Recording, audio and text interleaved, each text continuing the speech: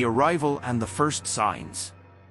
I've always been fascinated by old stories and mysteries, so when I was offered the opportunity to catalog the library and documents of Blackwood Manor, I didn't hesitate.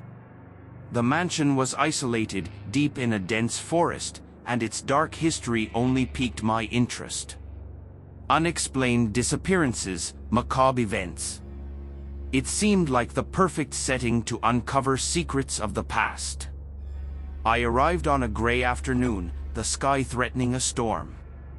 The mansion was imposing but decaying, with windows covered in dust and ivy growing up the walls. I was greeted by the only current resident, the housekeeper Mrs. Haversham. She was a reserved woman, with eyes that seemed to hide secrets. That first night, as I was unpacking my bags, I began to hear whispers. I thought it was the wind passing through the cracks of the old building, but the whispers had something disturbing about them, almost as if they were calling my name. I tried to ignore it and convince myself it was just my imagination. Exploring the library the next day was a surreal experience. The shelves were immense, filled with dusty books and old documents. It was there that I found an old diary belonging to Evelyn Blackwood, a young woman who mysteriously disappeared decades ago. The first entries were normal, describing daily life in the mansion. But as I read on, things got stranger. Evelyn wrote about visions and sinister presences, things she felt when she was alone. One night, as I was reading the diary in the library, I felt a chill run down my spine. I looked around, sure that I was being watched. The shadows on the walls seemed to move, forming distorted figures. Fear began to creep in. I decided to investigate more about the Blackwood family history. I asked Mrs. Haversham, but she dodged my questions, only mentioning that the family had secrets best left in the past.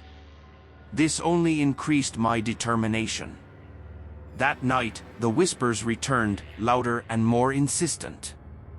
I walked through the dark corridors of the mansion, feeling that something or someone was with me. The doors creaked, and I could swear I heard footsteps behind me. When I turned around, there was nothing, just the oppressive silence of the mansion.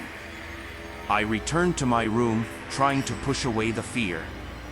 But I couldn't sleep. The whispers seemed closer, almost inside my head.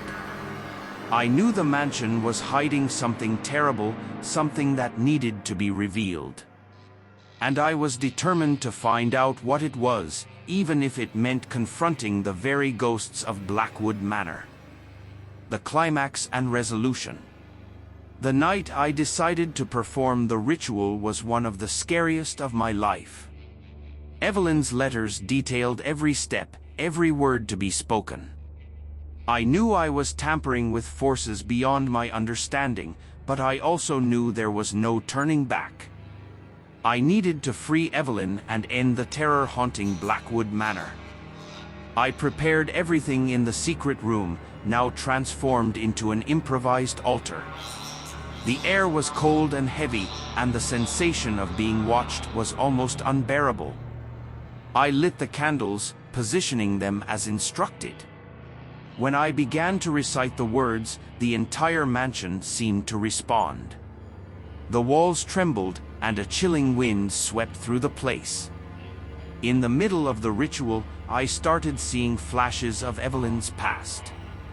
I saw her family, the Blackwoods, gathered around a circle, performing the same ritual but with much darker intentions. They sacrificed Evelyn, sealing a pact with a malevolent entity to gain power and wealth. The horror in her eyes as she was offered as a sacrifice made me shudder.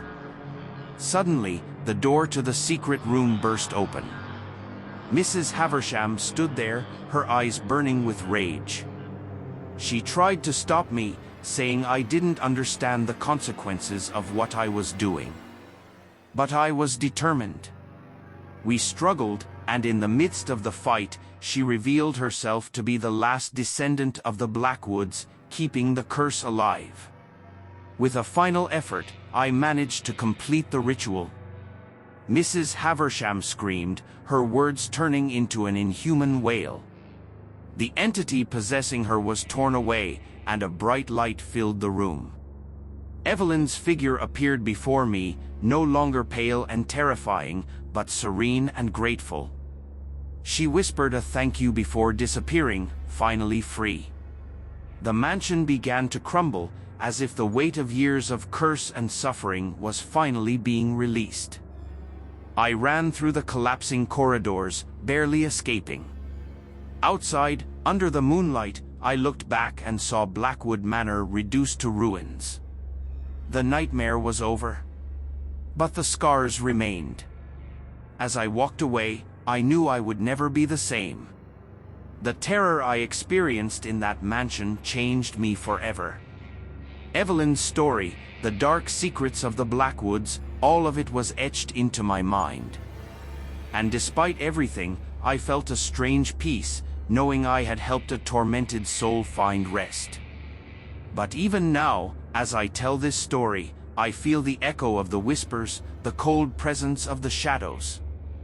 And I wonder if Blackwood Manor really let me go, or if a part of me will always remain trapped in that cursed place, where secrets never sleep and terror never truly disappears. Increasing tension. The following days at Blackwood Manor were a mix of fascination and terror. With each page of Evelyn's diary I read, with each dark corner I explored, the fear intensified. The nights were worse. The whispers became constant, now accompanied by footsteps and knocks on the walls. It felt like the mansion was alive, trying to drive me out. One night, I woke up startled by a loud noise, like something heavy had fallen. My heart was racing as I walked down the corridor, following the sound to the library. The doors were open, swinging slightly. I entered, and the lights flickered, casting dancing shadows on the walls. It was then that I saw something that made my blood run cold. A female figure, pale with empty eyes, appeared between the shelves. She whispered my name, her voice a faint echo that seemed to come from all directions. I was paralyzed, unable to look away. In the blink of an eye, she vanished, leaving only a biting chill in the air. I tried to talk about the figure with Mrs. Haversham the next day, but she only looked at me with those cold eyes and told me to focus on my work. Her attitude made me even more suspicious.